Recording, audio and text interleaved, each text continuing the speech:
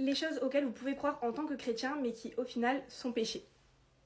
Il y a plein de choses sur ce monde auxquelles nous pouvons croire, hormis l'existence de Dieu, et sans le savoir, en fait, vous commettez un péché énoncé dans la Bible.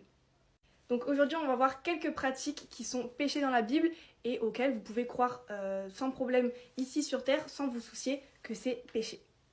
Première chose, la chance et le hasard. Je vous mettrai juste ici en dessous les petits versets qui stipulent bien que c'est écrit dans la Bible, que c'est à ne pas croire ou à ne pas faire.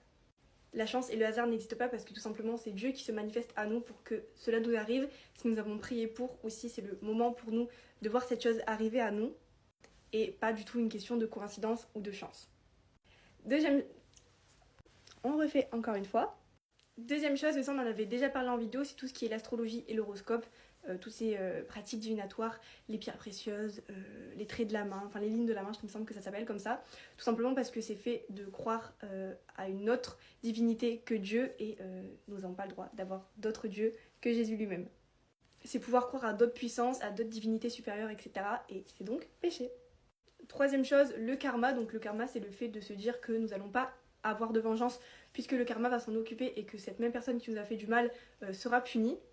Et du coup, le karma n'existe pas puisque seul Dieu peut être vengeance, peut punir, etc. de certaines personnes ou de certaines choses qui ont pu nous faire du mal à nous ou à n'importe qui d'autre.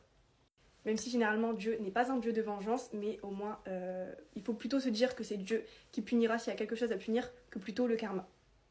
Et enfin, dernière chose, ne pas croire aux superstitions. Ça rejoint en fait un peu tout ce que je dis depuis le début de la vidéo. C'est le fait de penser, de croire que quelque chose autre que Dieu, une autre divinité, une autre présence peut nous faire avoir notre destin, notre avenir, etc.